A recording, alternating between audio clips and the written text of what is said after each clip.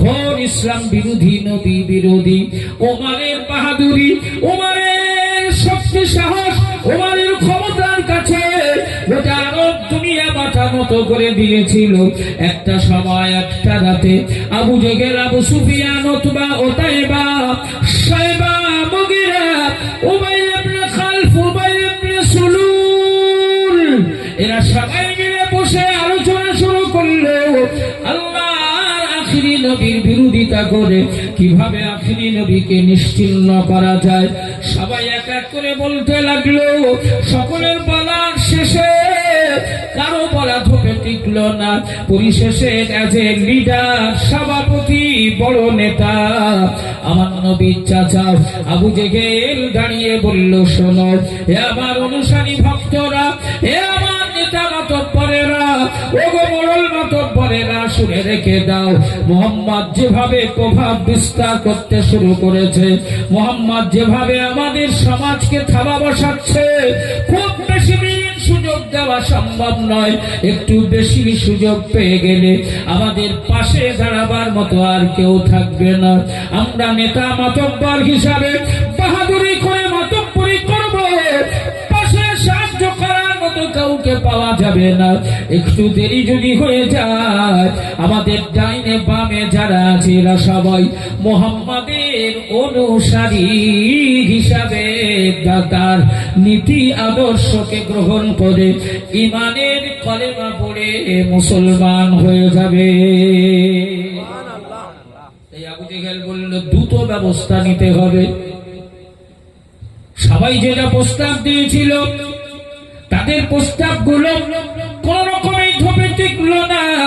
পরিশেষে আবু জেহেল বলল, দেখো, মুহাম্মাদের হাত থেকে নিজেদের নিষ্কৃতি আর নিজেদের পরিচিত প্রিয়জনদের নিষ্কৃতি যদি পেতে চাও, বাপদাদার ধর্ম যদি রক্ষা করতে চাও, বাপদাদার নীতি আদর্শকে যদি মেনে থাকতে চাও, মুহাম্মাদের হাত থেকে নিজেদেরকে যদি বাঁচাতে চাও, একমাত্র সিদ্ধান্ত আর ফয়সালা হলো মুহাম্মদকে কতল করে দেওয়া, মুহাম্মদকে শহীদ করে দেওয়া ছাড়া আর কোনো উপায় নাই।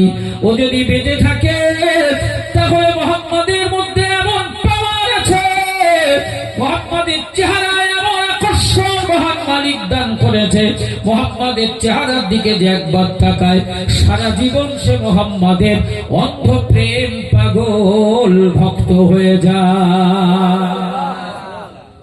একবার মুহাম্মদের জবানের বাণী যে শোনে, সারা জীবন মুহাম্মদের কণ্ঠের কাছে গোলাম হয়ে যায়।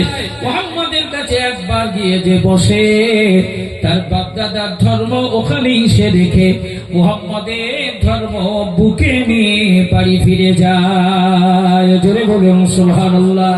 তাই মুহাম্মদকে কতল করে দেওয়া ছাড়া আর দ্বিতীয় কোনো উপায় নাই। কিন্তু বলাটা তো সহজ। বিড়ালের গলায় ঘন্টা বাঁধতে হবে, এটা বলা সহজ, কিন্তু বাঁধবে কে? এই যে শহীদ করে দেওয়া, কতল করে দেওয়া সিদ্ধান্ত নেওয়া হবে, কতল করবে কে? মুহাম্মাদের বর্তমানে যা জনপ্রিয়তা, মুহাম্মাদের যা জনপ্রিয়তা, তাতে মুহাম্মাদের উপরে কোন রকমের আঁচ যদি এসে যায়, আত্মা যদি জনসমাজে প্রকাশ পেয়ে যায়, তারা কুকুর ছোড়া করে খেয়ে ফেলবে, পৃথিবীতে বাঁচার মতো কোনো সুযোগ দেবে না। তাই আবু জেহেল সিদ্ধান্ত নিয়ে বলল, দেখো, মুহাম্মদকে কতল করে দেওয়ার জন্য এই হিম্মত, এই সাহস যে দেখাবে, তাকে 100 উট পুরস্কার প্রদান করা হবে। ওই মজলিসে বসে থাকা বড় বড় বাহাদুর, বড় বড় বাহাদুর সবাই বসেছিল। কারো হিম্মত হলো না, সাহস হলো না, কেউ সাহস দেখাতে পারল না। পরিশেষে ওই মজলিসের ভেতর থেকে দাঁড়িয়ে গেল একজন যুবক, যাকে দেখে মায়ের আঁচলের তলায় বাচ্চারা যার ভয়ে লুকিয়ে যায়, কান্না করা বাচ্চার কান্না থেমে যায়, যার নাম শুনলে জ্বালাতন করা বাচ্চা জ্বালাতন করা বন্ধ করে দেয়, চিৎকার করা বাচ্চা চেঁচানো বন্ধ হয়ে যায়, যার নাম শুনলে সেই খাত্তাবের বেটা ওমর খাড়া হয়ে দাঁড়িয়ে গেল, দাঁড়িয়ে বলল, নেতা আবু জেহেল, ও আমাদের লিডার আবু জেহেল, 100 উট রেডি করে রাখো। মুহাম্মাদের গর্দান অতি অল্প সময়ের ব্যবধানে আমি আপনার কাছে পৌঁছে দেওয়ার জন্য তৈরি। আবু জেহেল খাড়া হয়ে দাঁড়িয়ে গেল, দূর থেকে কাছে এসে ওমরের পিঠে হাত চাপড়িয়ে বলল, সাবাস খাত্তাবের বেটা, আজ ধন্য, খাত্তাব আজ ধন্য। পৃথিবীতে এমন বেটা তৈরি করে রেখে গেছে যে তার ধর্মের জন্য এমন সিদ্ধান্ত নিতে এক বিন্দু পরিমাণ ভাবতে পার সময় নেয় নাই। আমি বিশ্বাস করি তোমার পক্ষে সম্ভব, এটা তুমি পারবে। তকবীর জানতো, নারাই তাকবীর। একটু ঝিমুচ্ছ কেন? একটু জোরে বলো, নারাই তাকবীর। আর একটু জোরে হয় না, নারাই তাকবীর। আমার মালিকের কাছে সব ব্যবস্থা আছে, আছে না নেই? যার যেমন লাগবে সব রকম ব্যবস্থা মালিকের কাছে আছে। কার কড়া ডোজ লাগবে, কার মধ্যম ডোজ লাগবে, কার নরমাল ডোজ লাগবে, সব রকম ব্যবস্থা আমার মালিকের কাছে আছে না নেই? জোরে বলেন, আছে না নেই? তাই আমরা সবাই সেই মালিকের উপরে ভরসা করে একটু প্রাণ ভরে তাকবীর দিই না, নারায়ে তাকবীর। এই যে ঘরটা, এই ঘরটার নাম কি? এই ঘরটার নাম কি? সবাই মিলে বলেন। তৈরি করেছে কারা? তৈরি করেছে কারা? এই গ্রামের মানুষরা। পয়সা কাদের? আপনাদের। শ্রম কাদের? আপনাদের। প্রচেষ্টা কাদের? আপনাদের। পরিকল্পনা কাদের? আপনাদের। কিন্তু এই ঘরের মালিক কে? সকলে মিলে বলেন, আরো জোরে বলেন। কেন? পয়সা আমার, শ্রম আমার, মেহনত আমার, পরিকল্পনা আমার, হ্যাঁ সব আমার, কিন্তু মালিক মালিক। কারণ আমরা সবাই তো আল্লাহ। জোরে বলুন সুবহানাল্লাহ। আমরা সবাই কার? আরো জোরে বলেন কার? তাই এই ঘর বানানোর দায়িত্ব আমাদের, দেখভাল করার দায়িত্ব আমাদের, আবাদ করার দায়িত্ব আমাদের। মালিকানা আমার আল্লাহ, মালিকানা আমার রব, মালিকানা আমার স্রষ্টা। এখন এই স্রষ্টার ঘরের সাথে যাদের সম্পর্ক থাকবে, মালিকের সাথে এদের নিগুড় সম্পর্ক তৈরি হবে না হবে না? আপনারা যদি আমার বাড়িতে যাতায়াত করেন, আমার বাড়িতে যদি আপনাদের আসা যাওয়া থাকে, আমার বাড়ির সাথে আপনার সম্পর্ক থাকে, তাহলে আপনাদের সাথে আমার সম্পর্ক তৈরি হবে না হবে না?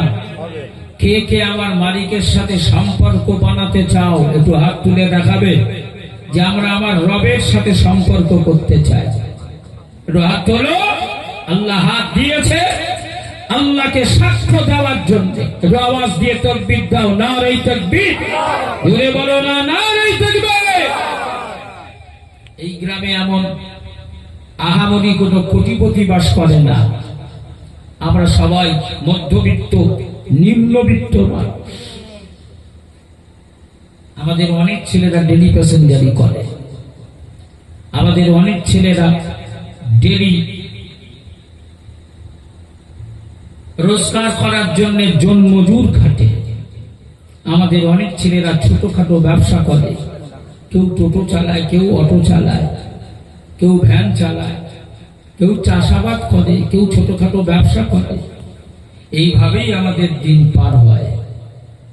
কিন্তু তারপরেও আমরা মালিকের ঘরের ব্যাপারে কখনোই আমরা পিছিয়ে যাই না। قد نرى تقلب وجهك في السماء فلنولينك قبلة ترضاها।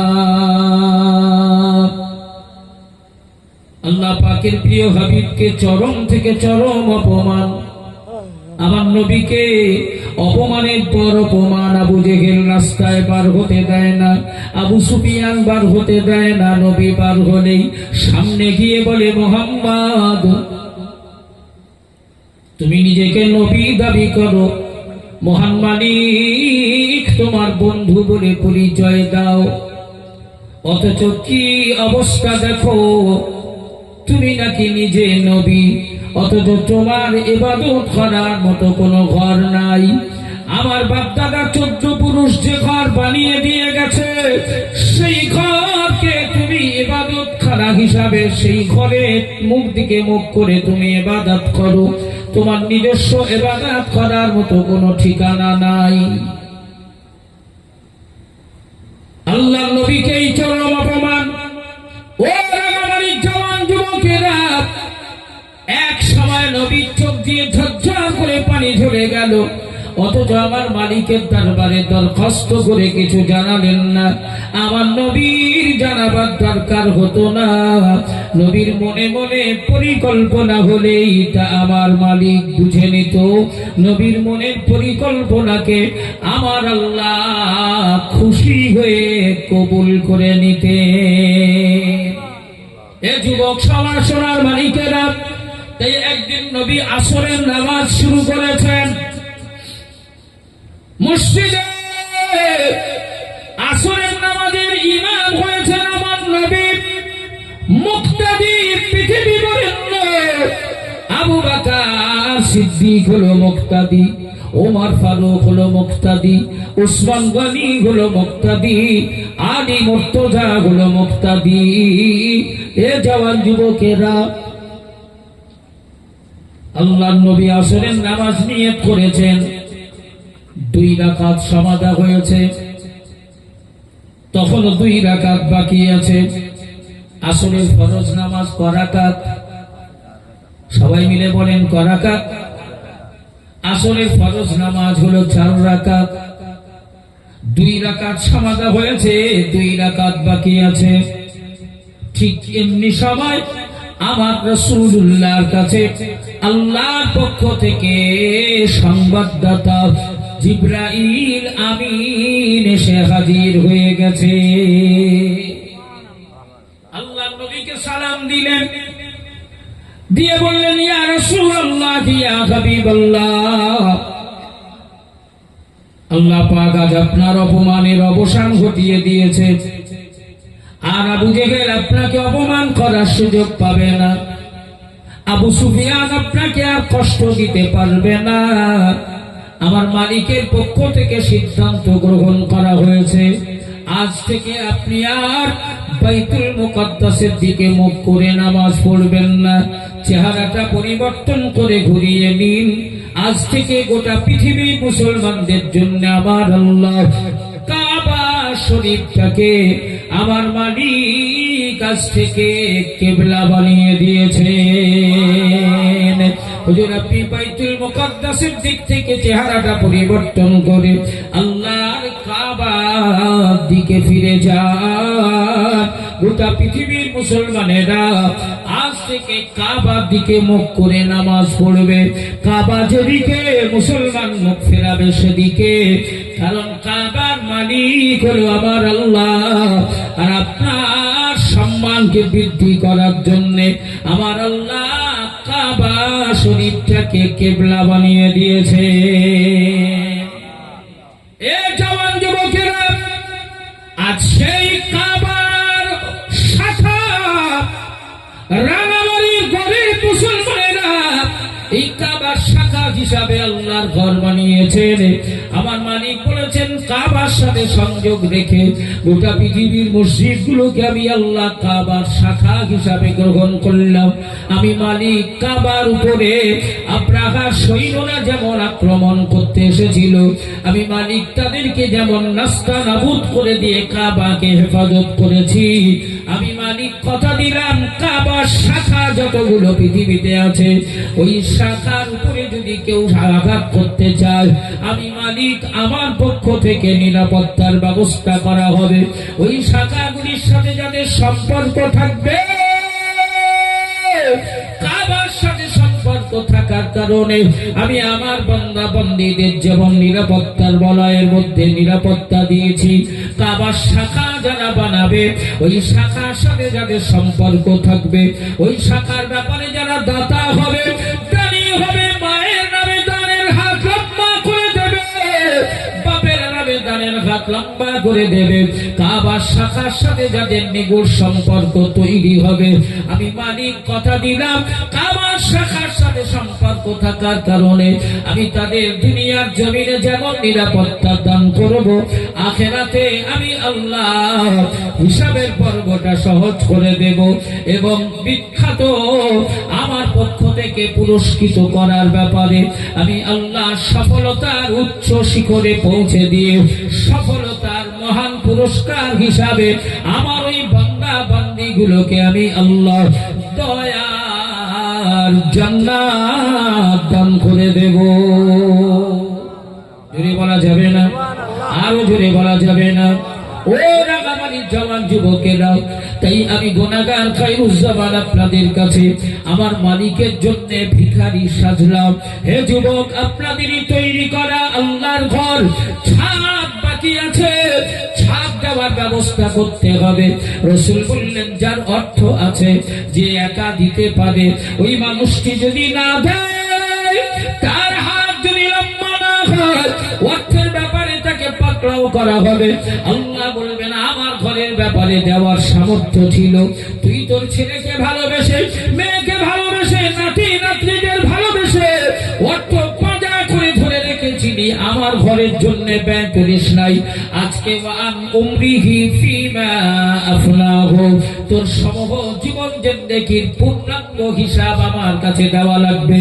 আল্লাহর আখিরি নবী জানালেন ওই ঘরের দাতা হিসাবে যাদের দেওয়ার সামর্থ্য আছে তারা যদি পিছিয়ে আসে, আল্লাহ তাদের বখিরের খাতায় অন্তর্ভুক্ত করাবেন। আর যারা হাত লম্বা করে আগিয়ে যাবে দাতা হিসাবে তাদের নামগুলো কবুল করা হবে। হাসরের মাঠে দানীদের লাইনে আল্লাহ দাঁড় করিয়ে দেবে। আমার নবী পাকের শাফাআত সুপারিশ তাদের জন্য নসিব হবে। ওই মসজিদের ছাদের উপরে জায়গা করে দিয়ে হাসি মুখে আমার আল্লাহ দয়ার জান্নাত নসিব করে দেবে। ও জওয়ান যুবকেরা, তাই মসজিদ বানাতে হবে, দায়িত্ব আমাদের। আমার বাচ্চা ছেলে মেয়েদের জন্য যেমন ঘর বানাই, আমার ছেলেরা নামাজ পড়বে তার জন্যও তো ঘর দরকার। আমি ঘরে যেমন বসবাস করার জন্য ঘর বানাই, আমার জীবন জিন্দেগিতে ইবাদত বন্দেগী করার জন্য তো আল্লাহর ঘর দরকার, এটা প্রয়োজন। নিজের ঘরের চাইতে আল্লাহর ঘরকে যারা প্রাধান্য দেবে, আমার মালিক তাদের উপরে প্রাধান্যতা দান করে আমার আল্লাহ খুশি হয়ে পুরস্কার হিসাবে জান্নাত দান করে দেবে। তাই আল্লাহ ঘর মসজিদের ছাদ বানাতে হবে। ও জওয়ান যুবকেরা, ওই ছাদ বানানোর জন্য কিছু রড দরকার হবে, ওই রড গুলো দিয়েই তো ছাদের কাজ করা হবে। তাই আমি গুনাহগার খায়রুজ্জামান খোদার ঘর বানানোর জন্য, আল্লাহর ঘর বানানোর জন্য খুবই হালকা আটের রড লাগবে বেশি। এই আটের রড 1 কুইন্টাল রড দেওয়ার মতো কোন যুবক, কোন মুরব্বী, কোন নামাজি, কোন মাস্টার, ডাক্তার, পরিষ্কার ব্যবসায়ী, টোটোওয়ালা, অটোওয়ালা, কৃষিজীবী, চাষি আজকে মাহফিলে আছো যে খোদার ঘর বানানোর জন্য, ওই আল্লাহর ঘরের ছাদ তৈরি করার জন্য 1 কুইন্টাল আটের রড কিনে দেবে। আছো পারবে একজন 1 কুইন্টাল রড কিনা? মাশাআল্লাহ, একটু তাকবীর দাও না, নারে তাকবীর, জোরে বলো না, নারে তাকবীর। আমাদের নামাজি ছেলে মনিরুল ইসলাম লস্কর একেবারে সুন্দর চেহারার অধিকারী। আমি গুনাহগার জান ভরে দোয়া করি আল্লাহ আমার সোনার মানিকের কপাল, তার তকদিরটা বড় করে তার ঘরে জান্নাতি সুখের ব্যবস্থা করে দিক। জোরে বলেন আমিন, আরো জোরে বলেন আল্লাহুম্মা আমিন। তার পকেটের পয়সায় আল্লাহ বরকত দিক, এত বরকত দিক এই পৃথিবীতে তার 14 পিঁড়ি খাওয়ার কোন রকমের যাতে অসুবিধা না হয়। জোরে বলেন আমিন, আরো জোরে বলেন আল্লাহুম্মা আমিন। 1 কুইন্টাল রড দেবে, আপনার খুশি না বাজার? কারা কারা খুশি হলো তাকবীর দাও, নারে তাকবীর। জোরে বলো না, নারে তাকবীর। আর একজন জোড়াকে হবে, বাপের নামে মায়ের নামে 1 কুইন্টাল রড দেবে, 100 কেজি রড। এখন রডের দাম কম আছে, শোনা, 1 কুইন্টাল রড মায়ের নামে, 1 কুইন্টাল রড খোদার ঘরে ছাদ ঢালাই করা হবে। এই মসজিদ কিয়ামত পর্যন্ত থাকলে এই রডের সওয়াব কবরে শুয়ে শুয়ে তুমি পেতে থাকবে। কিয়ামত পর্যন্ত তোমার কবরে মেসেজ করে আল্লাহ সওয়াব পৌঁছে দেবে। সেই সাদকায়ে জারিয়া, মা অসুস্থ, আব্বা মাকে কবরে রেখে এসেছো, আব্বাকে কবরে রেখে এসেছো, বাপের নামে মায়ের নামে 1 কুইন্টাল রড দেবে। 2 নম্বর দাতা কে হবে? কে আছো তকদিরওয়ালা, কে আছো নামাজি? কার কপাল, কার তকদির, কার নসিব আল্লাহ বড় করবে? মনিরুলের জোড়া হবে। 2 নম্বরে 1 কুইন্টাল রড দেবে। কে পারবে? এই দুজনের জন্য একটু খাস দোয়া হবে। আর একজন হিম্মতওয়ালা, বাপের যোগ্য সন্তান, দাদুর যোগ্য নাতি, একটু হাত তুলে দেখাতে পারবে না? আমাদেরই মসজিদ, আমাদেরই ঘর, আমাদেরই দায়িত্ব, মালিকানা আমার আল্লাহ। তাই সেই ঘরকে আমার নিজের ঘরের চাইতে বেশি গুরুত্ব প্রদান করে, নিজের ছেলে মেয়েদের বসবাস করার ঘরের চাইতে নামাজিদের নামাজ আদায় করাকে বেশি গুরুত্ব দিয়ে দায়িত্ব নিলে আল্লাহ তার বাচ্চাদের ঘরের অভাব রাখবে না, খাবারের অভাব দেবে না, বস্ত্রের অভাব হবে না, সম্মানের অভাব হবে না। আল্লাহ সম্মান দান করবে, হাসি খুশি জীবন উপহার পাবে। তাই 2 নম্বরে 1 কুইন্টাল রড কে দেবে? আব্বার নামে, মায়ের নামে, দাদু দাদিমার নামে। এত মানুষের মধ্যে মনিরুল একাই কি কোটিপতি মনে হয়? আমরা কি সবাই ভিখারি? কি গো, আমরা সবাই কি ভিখারি? 1 কুইন্টাল রড দিলে আমরা কি ভিখারি হয়ে যাব? আমি অযোগ্য গুনাহগার খায়রুজ্জামান তোমাদের ভাই কথা দিয়ে গেলাম, একটা বছর আল্লাহকে তো পরীক্ষা করো, আমার মালিককে, আমার মালিক পারে কিনা। খোদার ঘরে 1 কুইন্টাল রড দাও, তোমার ঘর, তোমার সংসার, তোমার ব্যবসা, তোমার চাষাবাদ আমার মালিক 1 বছরে পরিবর্তন করে দেবে ইনশাআল্লাহ। কে পারবে হিম্মত দেখাতে? 1 কুইন্টাল রড দেবে। খুব বেশি হলে 5800 থেকে 6000, 6000 থেকে 6200, এর বেশি নয়। 1 কুইন্টাল রড। আমি জান ধরে দোয়া করবো তার জন্য।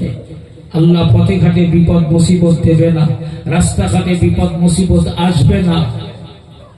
আল্লাহ শত্রুর কবল থেকে মুক্ত করবে, পকেটের পয়সায় আল্লাহ বরকত দেবে। বলো শোনা, হিম্মত করে একজন বলো দিন, বাপ বেটা দুজন মিলে, বাপ বেটা দুজন মিলে, আমার ভাই নামাজি ভাই, কি নাম?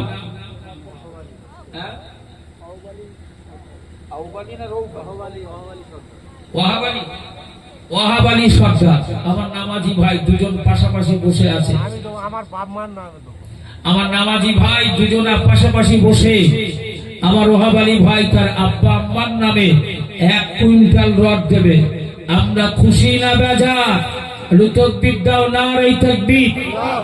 এই রড না দিতে পারলে একটু আওয়াজ দাও, নারে তাকবীর। জোরে বলো না, নারে তাকবীর। আমার মনিরুল ইসলাম জোরে বলেন জিন্দাবাদ। আমার ওয়াহাব আলী ভাই জোরে বলেন জিন্দাবাদ। দুজনা 2 কুইন্টাল রড, জোরে বলেন আমার হাবা, নারে তাকবীর। আল্লাহ তাআলা দান কবুল করেন, হায়াত কিসমত দারাত করেন। আল্লাহ তোমারই জোড়া মিলিয়ে দেওয়া, 2 নামাজি 2 দাতা পাশাপাশি জান্নাতের বাগানে বসা। আল্লাহ তোমার ঘর না বানানো হবে, ওই ঘরে ছাদ করার জন্য 2জন দাতা তারা আজ মরিয়া 1 কুইন্টাল করে রড দেওয়ার জন্য নিয়ত করেছেন। আল্লাহ ছাদ দেওয়া ছোট কাজ নয়, এটা তো বড় কাজ। তাই বড় বড় দাতা হিসাবে তোমারই তো ব্যবস্থা করে দিতে হবে। তার মধ্যে আমার ওয়াহাব আলী ভাই আর মনিরুল ইসলাম দুজনা 1 কুইন্টাল করে রড দেবে। এদের রড কবুল করে নিতে হবে। এদের এই দানের ওসিলায় এদের আব্বা আম্মা দাদু দাদিমা নানা নানিমা যারা কবরবাসী হয়ে গেছে সকলের কবরে যেন এর চাচা বদলা নসিব হয়ে যায়। আল্লাহ এই দানের বিনিময় দুনিয়ায় যেন কখনো অসম্মানিত না হয়, সম্মানের সাথে মাথা উঁচু করে বাঁচার যেন সুযোগ পায়, পথে ঘাটে যেন বিপদ মুসিবত না দেখা দেয়। আল্লাহ পৃথিবীর জমিনে সম্মানের সাথে শুধু বেঁচে থাকা নয়, দুনিয়ার জমিনে যেন সুখ সমৃদ্ধি শান্তি তার জীবনে নসিব হয়ে যায়। জোরে বলেন আমিন, আরো জোরে বলেন আল্লাহুম্মা আমিন। 1 কুইন্টাল না দিতে পারলে চট করে বলো দিন শোনা, 3 নম্বরে একজন হাফ কুইন্টাল 50 কেজি রড দেবে কিনা? মাশাআল্লাহ, আবার নামাজি ছিলে বরকতুল্লাহ মিস্ত্রি 50 কেজি রড দেবে 2.5 কুইন্টাল। এটা 3 কুইন্টাল করার জন্য আর একজন 50 কে দেবে। হিম্মত রাখো, দেওয়ার মালিক আমার রব। আমার বরকতুল্লাহর সঙ্গে আর একজন রহমত কে পাবে? কার কপাল কার তকদির বড় হবে, কার বাপ মা কবরে শুয়ে শুয়ে খুশি হবে, কার দাদু দাদিমার কবরে আল্লাহ হাসি নসিব করে দেবে, কার সংসারে আল্লাহ বরকত খুলে দেবে। 50 কেজি রড কে দেবে? একটু হাত তুলে দেখাবে বাবা, একটু হাত দেখাবে। আল্লাহর দেওয়া হাত আল্লাহর ঘরে ছাদ করার জন্য দেখাবে।